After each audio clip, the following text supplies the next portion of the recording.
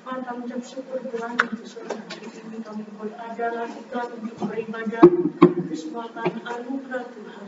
Kami boleh meluangkan waktu kami, tidak pergi kemana-mana, tapi kami beribadah. Terima kasih Tuhan untuk hati yang telah Engkau berikan pada kami Tuhan, sehingga kami boleh datang ke tempat ini Tuhan, untuk merindukan, untuk mendengarkan akan kebenaran firman. Berkati hamba-Mu yang akan menyampaikan kebenaran firman Tuhan. Apa yang dikeluarkan dari mulut bibir hamba-Mu bisa menjadi berkat bagi banyak orang. Tuhan Yesus, berbicaralah Tuhan kepada hamba-Mu demi Tuhan Yesus. Hamba-Mu sudah siap Tuhan untuk menyampaikannya. Berkati teman-teman kami yang akan mendengarkan Tuhan. Engkau beri hati mereka Tuhan, bukakan hati mereka untuk mendengarkan kebenaran firman Tuhan. Sehingga ketika mereka pulang Tuhan, mereka tidak dengan tangan hampa Tuhan, tapi mereka memegang kebenaran firman Tuhan yang sudah mereka dengarkan. Kami tidak mengizinkan roh jahat apapun Tuhan yang ada di tempat ini untuk mengganggu perjalanannya firman Tuhan ini Tuhan. Hanya di dalam nama Tuhan Yesus kami sudah berdoa. Amin. Shalom. Kita buka Alkitab kita di dalam Filipi pasal 2 ayat 15.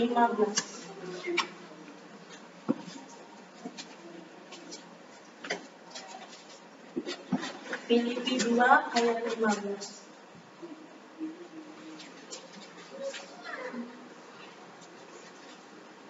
Sebelum kita membacakannya, siapa yang di sini bawa pulpen sama kertas? Mungkin Vanessa bisa meminjamkan ya, karena di sini mulai hari ini sampai bulan November kita selesai ibadah pemuda penutupan ya, itu ada sedikit hadiah dari pengurus yang akan kami kasihkan untuk kita semua. Jadi bukan kue, bukan apa, tapi ada lah. Makanya di sini ketentuannya mencatat, nanti ada kuis juga, nanti dikasih sama Ibu Mati, Ibu Denisi, nanti dari pengurus juga ada, nanti dari saya pun juga ada. Maksudnya bukan hadiahnya ya, kuisnya maksudnya nanti dikasih. Kalau hadiahnya nanti dari pengurus pasti ada. Tapi yang penting bukan kue, bukan coklat, bukan habis hari itu juga bukan. Rumah.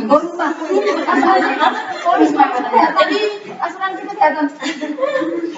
Apa yang didengarkan pada hari ini dicatat baik-baik, nanti bulan November akhir selesai kebaktian pemuda bisa dikumpulkan nanti. Kami lihat.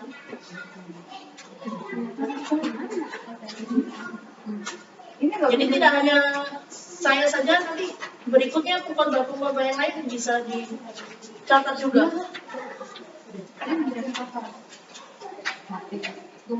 Dua minggu akan datang bawa notes ya masing-masing.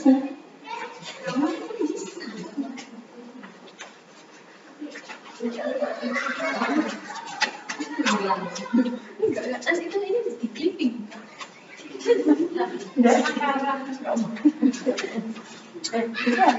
Kamu pakai apa? Pakai stabilo. Ini lucu. Nice sekali buatnya. Pakai istighfar loh. Udah kamu mana deh? Nggak usah. Bukan nanti sih. Oh iya. Ya udah. Sudah ya. Kita buka kitab kita di dalam Filipi 2 ayat 15.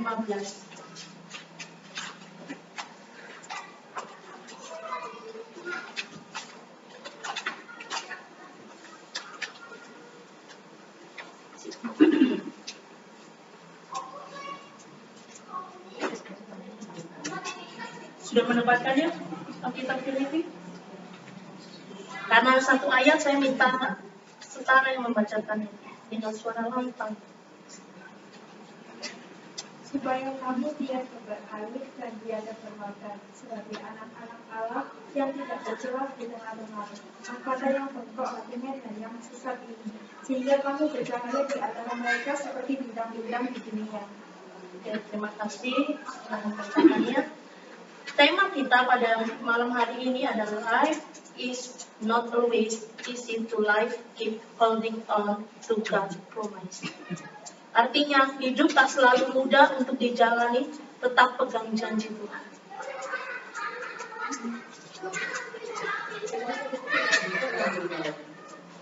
tema kita pada hari ini adalah life is not always easy to live. Keep holding on to God's promise. Indonesianya, hidup tak selalu mudah untuk dijalani, tetap pegang janji Tuhan.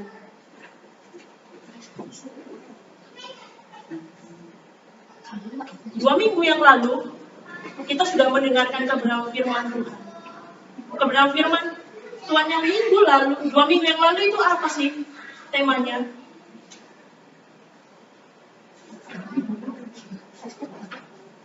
Ayo, 2 minggu yang lalu itu apa firman Tuhannya? Musa. Kayak sekarang. Musa itu sama. Oh iya. Temanya apa? Dari Alkitab mana? Keluaran. Temanya. Kita apa? Udah di grup. Iya benar. Oke. Enggak jangan di grup. Oh nggak boleh. Yang kemarin. Kalian datang ini keluarganya atau? Kita jadi move on. Jadi iya, kita harus move on ya dari masa lalu. Oh nggak boleh. Katanya berkaitan terus temanya. Oke, kalau nggak ada yang ingat, 2 minggu yang lalu kita berbicara tentang mantap berjalan di jalan Tuhan, atau steady walking in God. Mantap berjalan di jalan Tuhan. Sekarang kita mau berbicara tentang hidup tak selalu mudah untuk dijalani, tetap pegang janji Tuhan. Kalau kemarin kita sudah mantap berjalan, otomatis di dalam perjalanan kita tentang Tuhan, ada pasti banyak proses yang harus kita lalui. Makanya kita hari ini mau belajar hidup tak selalu mudah untuk dijalani, tetap pegang janji Tuhan. Kitab Filipi ditulis oleh siapa? Gue sini Kak. Iya, tanya mungkin belum tanya. Jadi jangan diam dengarkan, nanti lupa masalahnya. Jadi harus bertukar pikiran. Kitab Filipi ini ditulis oleh siapa? Bapak Mika kah? Bapak Yohanes kah? Paulus. Ya, ditulis oleh Rasul Paulus sendiri. Pada waktu Rasul Paulus menulis Filipi ini, posisi dalam keadaan apa Paulus sedang berada di mana waktu itu? Di mana? Iya, di mana? Jangan ragu gitu jawabnya.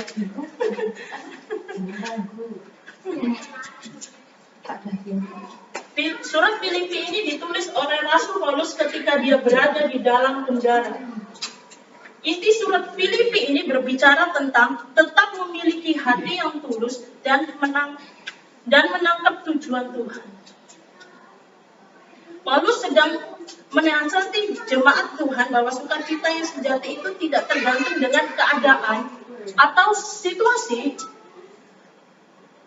Memang situasi yang terjadi pada waktu itu tidaklah mudah untuk dilalui oleh jemaat Tuhan di Filipi.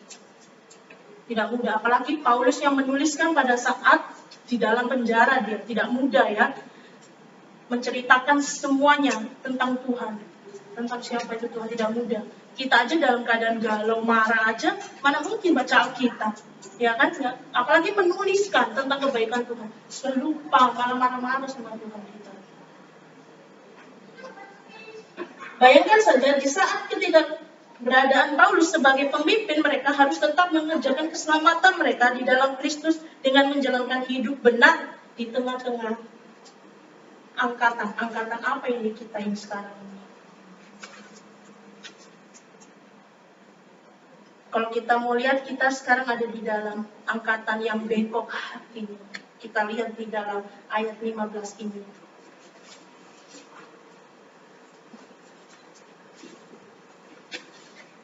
Supaya kamu tidak beraib dan tidak bernoda sebagai anak-anak Allah yang tidak bercela di tengah-tengah angkatan yang bengkok hatinya. Angkatan yang bengkok hatinya yang dimaksudkan di sini bukanlah semata-mata orang jahat atau yang belum mengenal Tuhan, atau mengenal Kristus saja, tetapi melainkan lebih berbicara tentang orang-orang percaya menjalani hidup kekristenan mereka dengan sembarangan. Jadi sembarangan itu banyak artinya ya. Jadi tidak hanya yang mengenal Tuhan Yesus saja, tapi yang sudah mengenal aja hidupnya aja bisa aja tidak mengenal Yesus gitu loh. Hanya tahu tapi tidak mengenal seluruhnya. Itu artinya, makanya saya menggunakan kata sembarangan.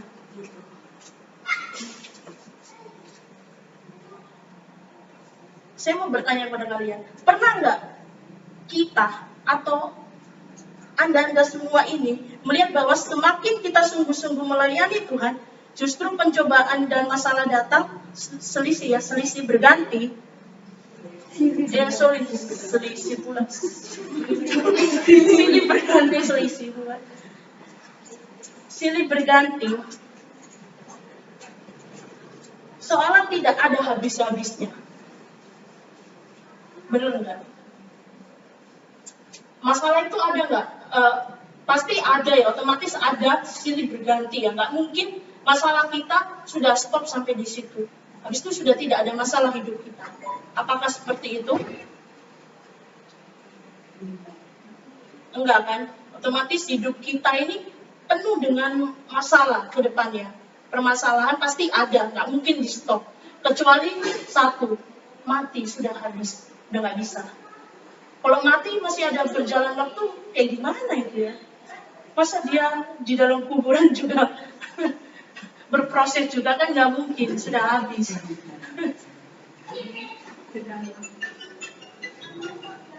Apa perasaan kita pas mengalami itu coba? Ada yang diam, ada yang marah. Apa coba teman-teman? Apa perasaan yang waktu itu? Ketika kita mengalami itu sendiri,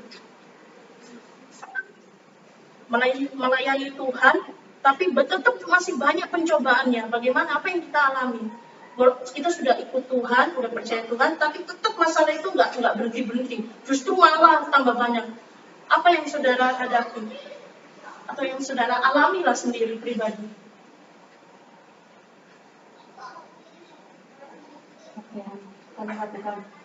Meragukan. Yang lain, jangan lihat saya.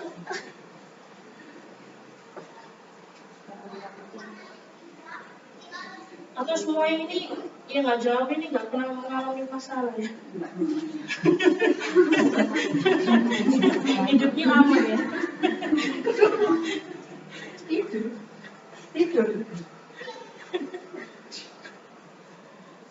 Tahukah Anda, jika merasa bahwa hidup kita semakin diterpa oleh banyaknya masalah atau persoalan, sebenarnya Tuhan sedang menempa engkau dan memprosesmu di dalam masalah itu.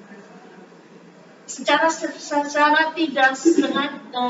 tidak sadar bahwa Tuhan itu sedang memproses hidupmu. Mungkin di dalam hidupmu, aduh Tuhan, yang satu aja belum selesai, masa ditambah lagi? Secara tidak sadar, di dalam masalahmu pasti ada yang sudah terselesaikan.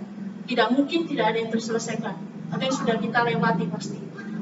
Itu karena apa? Karena Tuhan campur tangan dalam hidupmu.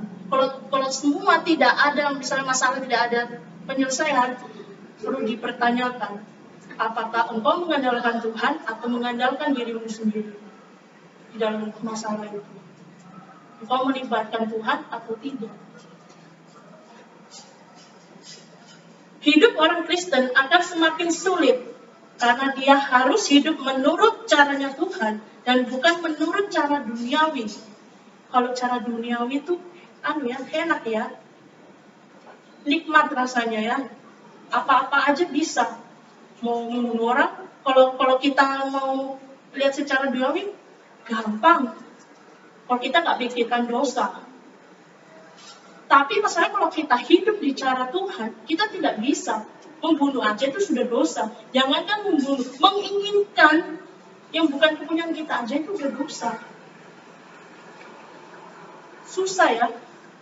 Makanya banyak orang bilang, kalau pas pindah agama itu waktu itu, bilangnya gini, enggak, ikut Tuhan itu susah katanya. Banyak peraturannya. Katanya nggak kuat saya, makanya saya pindah agama aja. Masa sih cuman kayak gitu aja lemah kalian? Baru ada pencobaan gitu aja lemah. Bagaimana dengan kalian lihat prosesnya Tuhan waktu itu mati di kayu salib? Harusnya kalian yang mati di kayu salib itu, bukan Tuhan. Coba bayangkan kalau kalian tuh ditusuk duri, dipukul, dicambuk. Bayangkan tuh habis itu disalibkan. Bagaimana coba? Cuman karena ada masalah kayak gini aja kalian sudah lari.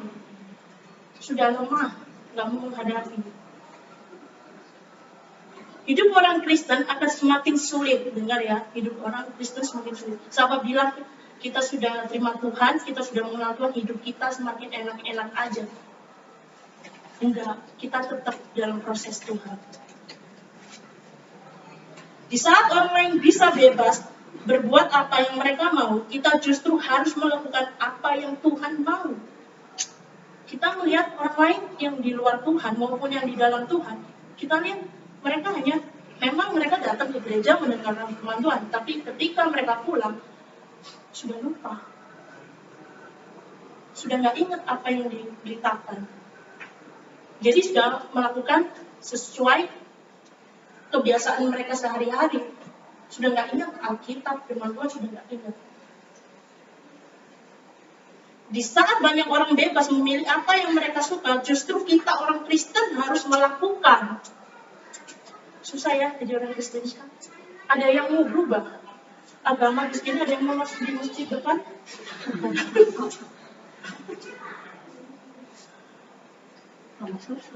Tambah 5 kali sholatku.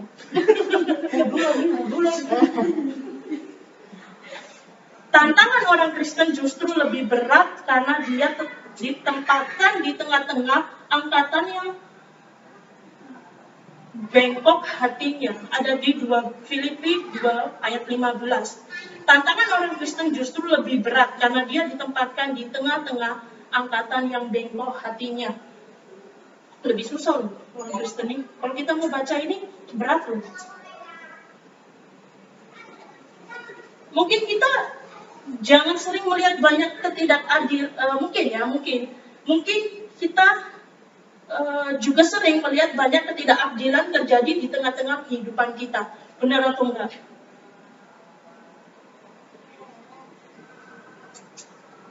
Benar atau enggak? Kalian diam gitu. Namun bukan artinya kita menjadi orang-orang yang hanya bisa bersungut-sungut dan berbantah-bantah saja, atau bisa dibilang ada yang sampai buang muka sama Tuhan karena saking keselnya sama Tuhan. Di dalam proses itu kesel sama Tuhan, jadi sudah nggak hanya bersungut-sungut, nggak hanya marah, nggak berbantah-bantah, tapi buang muka juga sama Tuhan. Sekarang dibalik, kalau Tuhan buang muka sama kalian gimana? Apa rasanya? Ketika Tuhan tidak memberikan nafas kepada kalian, bagaimana rasanya? Kalian seperti ikan koi yang ada di darat, yang menggap-menggap pasti. Habis itu ya, gak ada nyawa.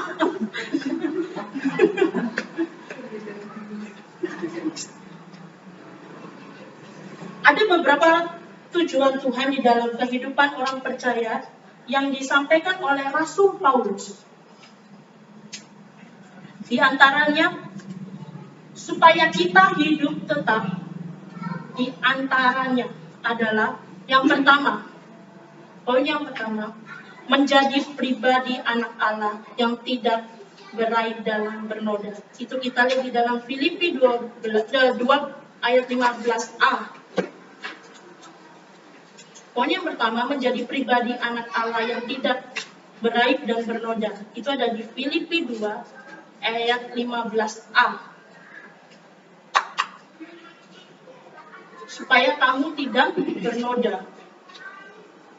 Bagian ini, Paulus memberikan peringatan kepada kita supaya kita tidak terkontaminasi dengan virus. Bukan virus corona saja ya, virus dosa. Yang lebih berat tuh virus dosa yang kita harus sangkali, yang harus kita punya imunnya supaya bisa melawan itu ya, dosa.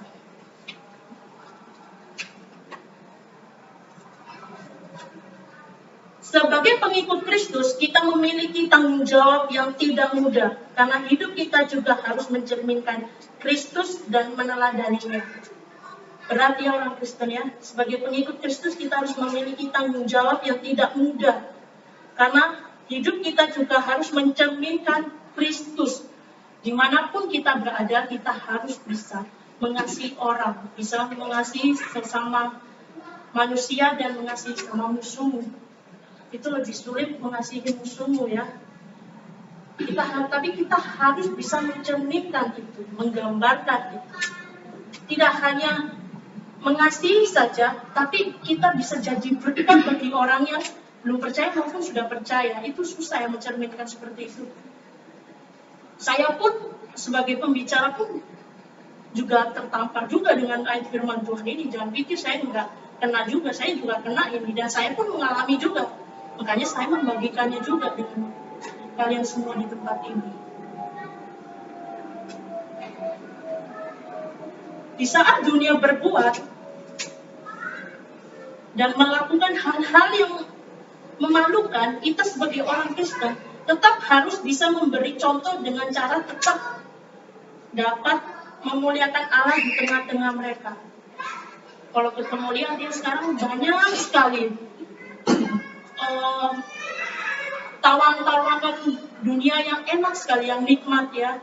Kita banyak lihat ada sekarang sudah masuk ya transgender ya, terus pacaran perempuan sama perempuan, laki sama laki. Kalau kita bisa lihat ya, sekarang di lingkungan kita tuh sudah banyak. Apalagi mereka bersaksi, yang laki ini bersaksi, saya bisa hamil. Hah? Hamil gimana? Nah itu pas dengar-dengar itu, aduh, dunia semakin jauh. Saya pikir Sodom Gomora waktu itu yang dihanguskan Tuhan itu sudah habis. Ternyata di dunia ini kita lagi sedang menghadapi Sodom dan Gomora lagi. Banyak kejahatan. Bapak membunuh anak cuma gara 20.000. Bapak membunuh anak. Ya ampun 20.000 loh. Bapak membunuh anak. Gara-gara anaknya itu ngutang sama bapaknya 20.000. Ditagih gak ada uang. Ya anaknya gak kerja. Ya kan bapaknya begini. Ya kan? Sekarang banyak kejadian-kejadiannya di luar nalar. Tapi disitulah orang-orang sekarang menikmati kehidupan seperti itu masalahnya. Banyak sekali yang kita lihat, kita dengar. Tapi ya saya harap tidak melakukan kalian ya, hanya mendengar dan melihat saja. Dunia saat ini sedang berjalan dengan segala kenikmatannya, namun bukan artinya kita turut di dalamnya atau turut dalam andil di dalamnya. Menjadi serupa dengan apa yang dunia sedang lakukan, kita dapat memilahnya. Memilahnya itu memilih gitu ya, memilih. Karena kebenaran firman Tuhan ada pada kita, jadi kita harus pinter-pinternya memilih. Kita diciptakan sama Tuhan lengkap dengan otak untuk berpikir ya. Jadi bisa tahu mana yang benar, mana yang salah. Jadi ketika salah sudah stop, jangan dilakukan. Tapi kan manusia ini sering mencobai dirinya sendiri ya. Kalau tidak tahu rasanya, masuk aja gitu di dalamnya ya, mencobai. Nanti kalau udah tahu rasanya, baru marah-marah sama Tuhan. Hebat. Kehidupan rohani yang berkualitas inilah yang juga diteladankan Rasul Paulus bagi orang percaya saat ia berada di dalam penjara sekalipun. Poin yang kedua, menjadi terang di tengah-tengah kegelapan dunia. Poin yang kedua, menjadi terang di tengah-tengah kegelapan dunia. Bagaimana bisa menjadi terang di tengah-tengah kegelapan? Itu ada di Filipi 2 ayat 15b. Sehingga kamu bercahaya seperti bintang-bintang di dunia. Bagaimana caranya kita bisa bercahaya di tengah kegelapan dunia? Apakah kita pergi keluar selalu memakai neon, lampu, senter, walaupun siang hari? Enggak kan? Dunia saat ini sedang diliputi oleh kegelapan, bukan gelap karena malam ya, karena dosa. Dunia saat ini sedang diliputi oleh kegelapan yang sangat padat atau pekat. Bukan padat, pekat maksudnya. Pekat itu apa ya kalau Indonesianya? Hitam sekali. Ya, hitam sekali, bukan kulit ya, maaf ya, bukan kulit. Maksudnya gelap-gelap itunya, bacanya pekat. Hari-hari ini berbagai berita kita dengar bahwa betapa hukum pun begitulah mudah diputar balik. Benar atau enggak? Selain COVID yang kita dengar, hari-hari ini berbagai berita kita dengar bahwa betapa hukum pun begitu mudahnya diputar balikan. Benar ya? Yang benar disalahkan, yang salah menjadi benar. Kayak gitu ya, kita lihat ya. Kalau kita punya TV di rumah, pasti kita sering melihat bagaimana pemerintah itu ya melakukannya. Tidak hanya pemerintah, kita pun pasti pernah mengalami seperti itu juga kan.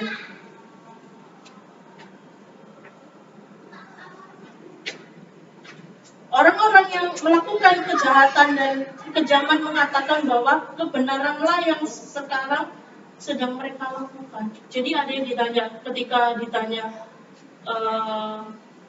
masuk penjara karena mencuri uang ibu, ditanya, loh kenapa kamu masuk penjara? Iya iyalah, karena saya mau menyelamatkan uang ibu saya dari kakak saya, makanya saya curi dulu katanya. Hah? Saya menyelamatkan uang ibu saya dari kakak saya, karena kakak saya suka malak ibu saya dulu. Jadi saya selamatkan uangnya. Apakah kayak gitu alasannya? Orang yang melakukan kejahatan dan kekejaman mengatakan bahwa kebenaranlah yang sedang mereka lakukan. Apakah seperti itu? Enggak kan? Mencuri aja sudah dosa ya. Apalagi pura-pura menyatakan kebenaran untuk menyelamatkan uang itu. Nggak bisa ya, kalau dosa ya dosa. Sekarang saya mau tanya, dengan apa kegelapan tersebut dapat dikalahkan? Apa? Cahaya. Cahaya. Terus apa lagi? Ya kita memang melawan kegelapan dengan cahaya lah. Kalau nggak ada cahaya ya meraba-raba kita jalan. Ayo apa lagi?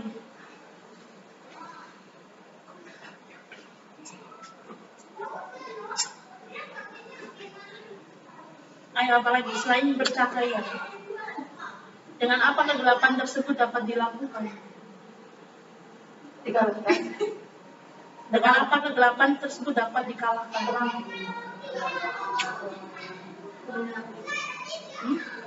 Ya cahaya, kebenaran. Habis itu ciptakan lagu ya cahaya dan kebenaran.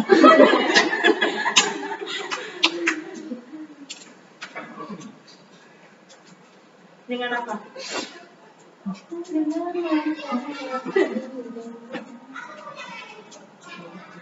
Dengan terang yang dipancarkan oleh Allah. Dengan cara seperti apa? Di saat dunia tidak adil terhadap sesamanya, kita harus tetap berbuat apa yang benar. Kita harus berani bilang, kalau tidak ya tidak, kalau salah ya salah, kalau benar ya benar. Katakan sesuai dengan apa yang kita benar-benar bukan anggap, yang benar-benar itu benar. Jadi tidak salah dibenarkan, benar disalahkan gitu ya. Jadi kita harus memiliki pendirian yang kuat, jadi tidak goyang karena disuap uang 10.000 kita berubah pikiran gitu ya. Enggak seperti itu. Ingat, waspadai banyak orang yang mau melenyapkan cahaya itu ketika mereka tidak nyaman dengan kita. Ingat ya, waspadai banyak orang yang mau melenyapkan cahaya itu ketika mereka tidak nyaman dengan kita. Hanya sekarang orang Kristen jatuh dalam dosa. Padahal dia sering mendengarkan firman Tuhan, sering baca Alkitab, sering apalagi. Jadi firman Tuhan itu sudah di luar ya, di luar batasnya maksudnya. Jadi sudah lupa semua, luar batas pikirannya, jadi lupa. Waspadai, banyak orang yang melenyapkan cahaya itu ketika mereka tidak nyaman dengan kita. Banyak sekali jatuh dalam dosa. Biasanya kita jatuh dalam dosa apa sih? Kalau muda-muda ini pacaran ya, bener nggak? Jangan dia ngaku diem aja, pasti iyalah. Karena itu yang sudah terjadi biasanya. Pacaran beda agama, kita jatuh dalam dosa. Pacaran beda agama. Yang bersyukur kalau pacar dia itu sesuai agamanya. Tapi bukan berarti kalau sudah sesuai, terus perempuan yang ini ya, perempuan yang menjadi imam buat laki-laki ya, bukan ya. Harus memang setara, bukan setara aja, harus sama gitu. Harus bisa benar-benar saling menguatkan gitu. Nah, biasanya nih perempuan-perempuan nih ya kan, biasanya kalau sedang nggak pingin dapet yang, kalau nggak dapet yang Kristen, dapetnya yang mencari agama lain ya. Untuk apa sih biasanya kalau sampai jatuh dalam dosa mencari agama lain? Popularitas, untuk status di Facebook, IG supaya bisa berdua-berduaan gitu. Apakah seperti itu? Sampai harus menjual tuh. Nggak perlu ya anak muda ya. Saya yakin kalian tidak seperti itu. Waspadai, banyak orang yang melenyapkan cahaya itu ketika mereka tidak nyaman dengan kita. Tapi jangan takut atau khawatir. Namun tetap percayalah bahwa ketika engkau tetap menjadi terang Allah, maka Allah yang akan memeliharamu, melindungimu, dan menjaga kalian semua. Kalau kita berharap pada Tuhan. Kalau kita percaya bahwa ketika engkau tetap menjadi terang Allah, maka Allah yang akan memeliharamu. Otomatis kita melibatkan Allah ya dalam kehidupan kita. Apa aplikasinya buat kita dalam hal ini? Ketika kita berada ketika kita berserah kepada Tuhan, itu adalah keputusan yang terbaik yang pernah kita lakukan, oke? Ketika kita berserah kepada Tuhan, itu adalah keputusan yang terbaik. Dan ketika kita berserah kepada diri kita sendiri, orang tua kita, manusia, itu otomatis bukan yang terbaik ya. Karena mereka tidak bisa menyajikan solusi dan menyelesaikan masalah kalian. Mereka hanya bisa menasihati, hanya dasar saja, tapi tidak bisa menyeluruh. Tidak bisa menyeluruh ya. Jadi otomatis ketika kita berseru kepada Tuhan, itu adalah keputusan yang terbaik yang pernah kita lakukan. Jangan pernah berhenti jika Tuhan katakan untuk terus maju. Ketika Tuhan sudah bilang terus maju, jangan berhenti ya. Jangan rem mendadak ya. Kalau orang biasanya rem mendadak tuh marah, dipukuli orang kan. Nah ini jangan seperti itu ya Bapak Ibu. Ketika Tuhan terus suruh jalan terus, jangan rem mendadak tuh. Biasanya rem mendadak tuh bahaya itu ya. Jadi jangan mendadak, tetap jalan terus Bapak Ibu. Habis itu kalau jalan terus, ya juga harus ada arahnya. Jangan melenceng ke kiri, melenceng ke kanan Bapak Ibu. Jangan seperti itu. Tuhan bilang jalan terus. Otomatis kalau Tuhan sudah bilang jalan terus, Tuhan akan menuntun. Percaya, Tuhan pasti akan menuntun. Percayalah bahwa Tuhan mendengarmu tak kala ia menemui iman di dalam dirimu. Hidup boleh semakin sulit, namun tetaplah pegang janjinya. Tantangan boleh ada datang menghadang kita. Bahkan tepat berada di mata kita, depan mata kita, di depan mata kita. Namun yakinlah, Tuhan juga siap untuk menguatkanmu dan membebaskanmu dari apapun yang kalian alami. Kesusahan, semua pasti akan lewat.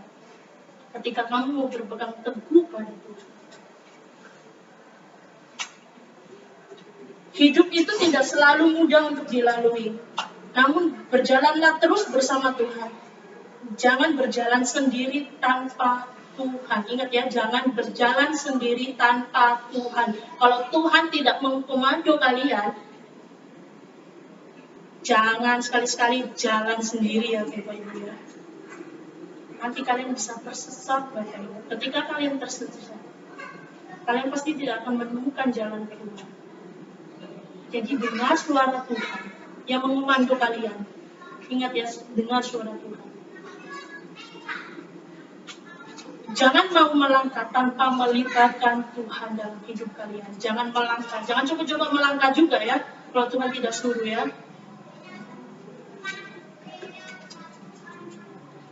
Jangan melangkah di luar komando Tuhan dalam perjalananmu. Engkau butuh dan sangat perlu Tuhan setiap langkah hidupmu. Tidak bisa dipungkiri itu. Di dalam kehidupan kita butuh yang namanya Tuhan. Baik di dalam masalah apapun, kita butuh Tuhan.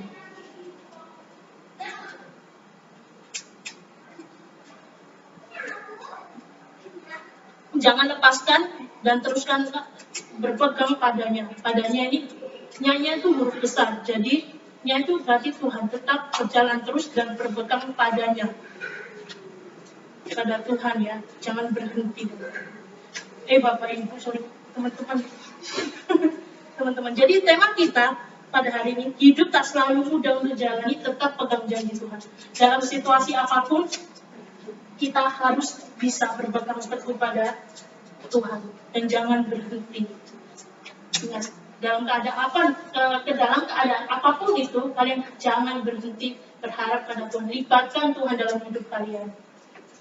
Amin. Tuhan Yesus memberkati. Mari kita satu dalam doa. Tuhan, kami mengucap syukur untuk malam hari ini Tuhan. Kau sudah berbicara pada hamba-Mu Tuhan untuk menyampaikan kebenaran firman ini Tuhan. Berkati anak-anak-Mu yang sudah boleh mendengarkan kebenaran firman-Mu Tuhan. Berkati mereka Tuhan, agar mereka tetap berpegang terus dan berpegang teguh pada Engkau Tuhan. Dan bisa melibatkan Engkau Tuhan dalam kehidupan mereka sehari-hari. Ampunilah kami Tuhan ketika kami sering sekali tidak melibatkan Engkau Tuhan. Ampuni kami Tuhan, kami mau diproses oleh Tuhan, kami mau belajar tentang bagaimana menjadi murid Engkau Tuhan. Bentuk kami Tuhan, proses kami Tuhan dalam kehidupan kami. Terima kasih Tuhan untuk sore hari ini Tuhan Yesus. Hanya di dalam nama Tuhan Yesus kami sudah berdoa. Amin.